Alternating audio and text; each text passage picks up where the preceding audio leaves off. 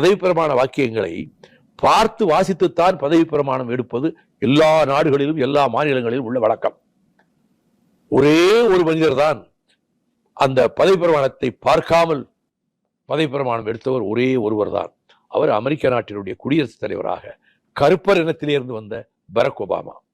அவர் கையில் அந்த இதை பார்க்காம பதவி பிரமாணம் எடுத்தார். ஆனால் முக்கியமான 2 சொற்களை அவர் சொல்லாமல் விட்டுவிட்டார். அதனால் அந்த பதவி பிரமாணம் செல்லாதுன்னு மறுநாள் சுப்ரீம் கோர்ட் சீஃப் ஜஸ்டிஸ் வந்து சேம்பருக்குள்ள 2வது பதவி பிரமாணம் எடுத்தாங்க.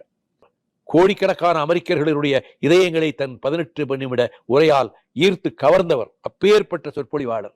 அதை ஒழுங்கா சொல்ல முடியாம 2 வார்த்தை மிஸ் பண்ணிட்டார். ஆனால் நம்முடைய தமிழ்நாட்டிலே முதலமைச்சராக இப்பொழுது பொறுப்பேற்ற பதவி பிரமாணம் செய்து கொண்ட மரியாதைக்கு மாண்புமிகு ஜோசப் விஜய் அவர்கள் அந்த பதவி பிரமாண வாசகங்களை பார்க்காமலே அழுத்தம் திருத்தமாக எந்த இடத்திலும் எங்கே வார்த்தை பிசகி விடுமோ என்ற ஒரு தயக்கம் இருந்தாலே வார்த்தை தவறும். அழுத்தம் திருத்தமாக உச்சரித்து அந்த பதவி பிரமாணத்தை அவர் மேற்கொண்ட 2-3 இடம் போட்டு பார்த்தேன்.